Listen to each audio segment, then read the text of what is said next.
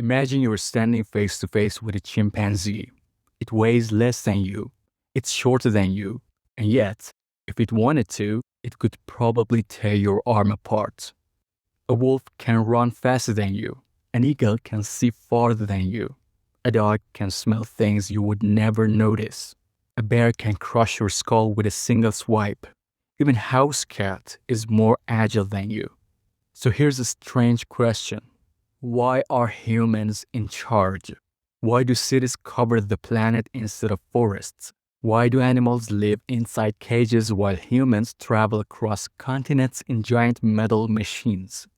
Because by almost every physical measure, we are terrible animals. We don't have claws, we don't have fangs, we don't have armor, we're not particularly strong, we certainly aren't the most dangerous creature nature has ever created. At least not physically. If an average human was dropped into the wild 100,000 years ago, alone, without tools, without fire, without other humans, they probably wouldn't survive very long.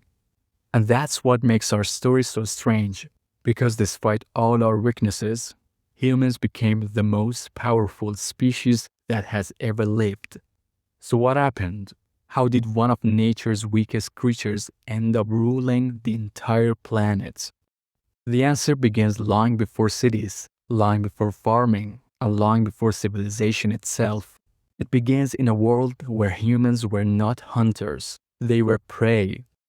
Imagine the African savanna 200,000 years ago. The sun is disappearing beyond the horizon. Darkness is spreading across the land.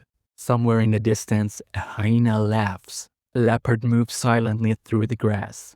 Lions are beginning to wake up, and a small group of humans gathers around the fire. They aren't kings of the world. They are terrified, because when the sun goes down, the world belongs to something else.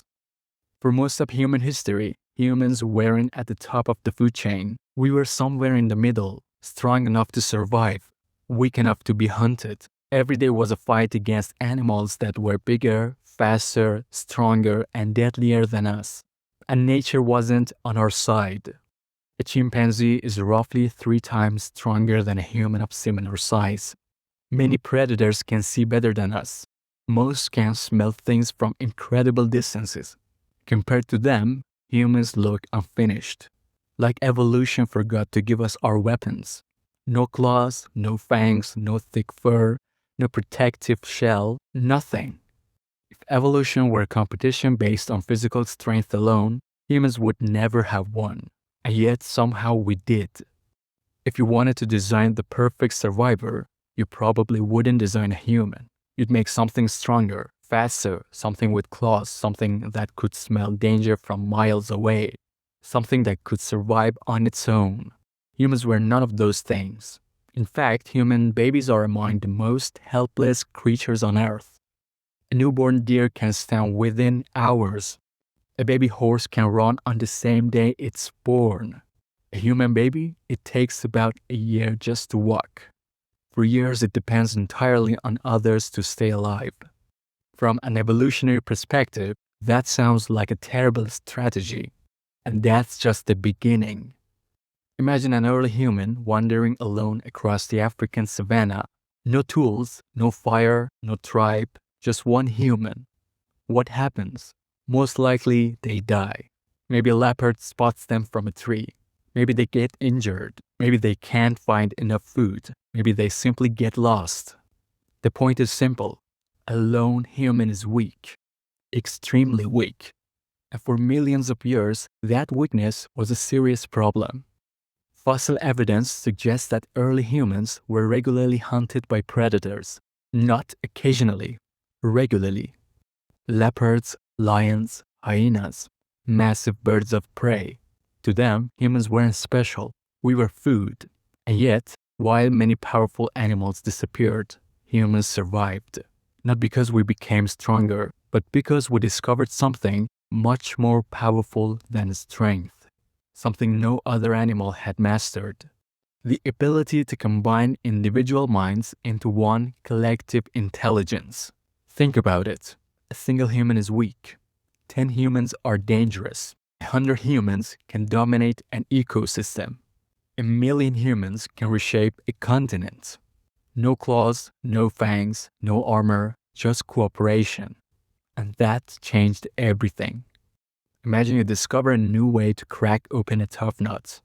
A chimpanzee might learn it. Maybe a few others copy it. When that chimp dies, the knowledge often dies with it. Humans were different. When one human learned something, they could teach it. When they taught it, others improved it. When others improved it, the next generation started from a higher level. Knowledge didn't disappear, it accumulated. That may be the most important superpower ever developed on Earth. Because once knowledge starts building on itself, everything changes. A sharp stone becomes a spear becomes a hunting strategy, a hunting strategy becomes a civilization, and suddenly, the weakest animal on the savannah is no longer playing by nature's rules. For millions of years, nothing changed. Humans were still weak, still vulnerable, still one bad day away from becoming another predator's meal. Then something remarkable happened. We stopped adapting our bodies. We started adapting our world. Every other animal fights using what evolution gave it. A lion fights with claws. A snake fights with venom. An eagle fights with talons. Humans were different. First great invention was fire. Imagine sitting in complete darkness 300,000 years ago. No streetlights, no houses, no walls, just endless wilderness. Beyond the edge of the firelight, something is watching. Maybe a lion, maybe a hyena, maybe something worse. Then someone throws another branch into the fire. The flames grow higher, and suddenly the balance of power changes. Because most predators fear fire. The same creatures that could easily kill a human would hesitate to approach a campfire. For the first time in history, humans had created something stronger than their own bodies. A weapon that never evolved naturally, a weapon built from knowledge. But fire did more than keep predators away. It extended the day.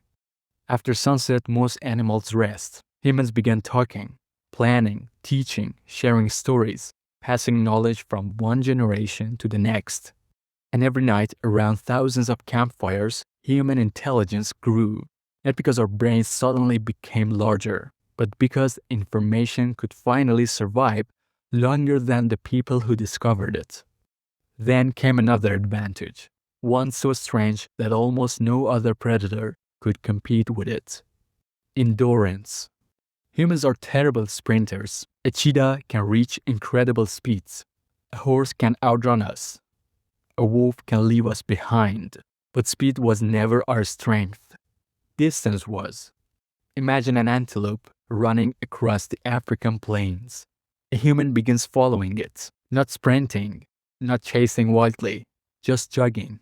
Hour after hour, the antelope runs away, the human keeps coming, again and again and again, until eventually the animal collapses from exhaustion and the human simply walks up to it. This method is called persistence hunting, and it may be one of the strangest hunting strategies in nature. Most predators win because they are stronger. Humans won because they refuse to stop. But even that wasn't our greatest weapon, because fire can be stolen, and endurance has limits. The real advantage was something much harder to see: language. A wolf pack can coordinate, but only within limits. Humans could do something different. Humans could describe things that weren't there. Tomorrow, next week, a trap, a plan, an idea. Imagine trying to hunt a mammoth. One human would fail, 10 humans with a plan. That's a different story. One group drives the animal toward the valley, another waits ahead, another blocks the escape route. Hour before the hunt even begins, everyone already knows their role. No claws, no fangs, no extraordinary strength. Just information moving from one brain to another. And information turned out to be more powerful than any tooth or claw ever evolved. For the first time in Earth's history, a species wasn't relying on physical evolution to survive. It was relying on ideas, and ideas evolve much faster than bodies. A lion today isn't very different from a lion 100,000 years ago. But compare a human from 100,000 years ago to a human today. The difference is almost unimaginable because every generation inherited more knowledge than the one before. And that knowledge kept growing, like a snowball rolling downhill, getting larger and larger and larger, until eventually the weakest creature on the savannah becomes the most dangerous species on Earth. When people ask why humans conquered the planet, the most common answer is intelligence. And that's partly true. Humans are intelligent, but intelligence alone isn't enough. After all, we're not the only intelligent species. Dolphins are intelligent. Chimpanzees are intelligent. Crows can solve complex problems. Octopuses can learn from experience. Yet none of them built cities. None of them crossed oceans. None of them walked on the moon. So what made humans different? The answer isn't intelligence. It's shared intelligence. Think about everything you know. How to read, how to use a phone, how to cook food, how to drive a car, how to speak a language. Did you discover any of these things yourself? Of course not. You inherited them. Every human alive today is standing on a mountain of knowledge built by countless people who lived before them. People you'll never meet. People whose names you'll never know. And that's the secret. Humans became powerful because no single human had to figure everything out alone. Imagine taking the smartest person alive today and placing them alone in the wilderness. No tools, no books, no machines, no society. What happens? They don't build a smartphone. They don't build a house. They don't build a civilization. They struggle to survive because human power has never come from individuals.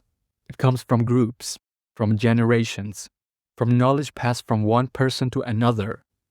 A lion is born with everything it needs: its claws, its teeth, its instincts. Humans are born with almost nothing. We arrive weak, slow, defenseless, unable to survive on our own. At first glance, that looks like a flaw, but it isn't, because nature traded our instincts for something far more powerful: the ability to learn, and more importantly, the ability to teach. For millions of years, every mistake our ancestors survived became a lesson, a dangerous plant, a better hunting strategy, a safer place to sleep, a sharper tool, a new way to make fire. One generation learned, the next generation improved, then the next, and the next, and the next, until knowledge began evolving faster than biology ever could. A lion cannot teach its descendants how to build a weapon. A wolf cannot teach future wolves how to create fire. A bear cannot pass down thousands of years of accumulated discoveries. Humans can, and that's why everything changed. Because once knowledge started accumulating, evolution itself had competition. No animal could adapt as quickly as human ideas. Today, the descendants of those weak creatures live everywhere. In deserts, in jungles, on frozen continents, in giant cities visible from space. We've crossed oceans, split atoms, built computers, not because we're the strongest, not because we're the fastest, not because we're the fiercest, but because every weakness forced us to find a solution. No claws, make spears. No fur, make clothes. No wings, build airplanes. No natural armor, build walls. Then build tanks. Then build satellites. Every limitation became an invention waiting to happen. And maybe that's the strangest part of all. If humans had been born stronger, we might never have invented tools. If we had the speed of a cheetah, we might never have learned to cooperate. Our greatest strength may have come from the fact that we were weak. So the next time you look at a lion, or a gorilla, or a bear, remember something. They are stronger than you, faster than you, better equipped for survival than you. But none of them are watching this video. None of them built the device you're holding. And none of them changed the world. Because in the end, the species that conquered Earth wasn't the strongest. It was the species that learned together. And that changed everything.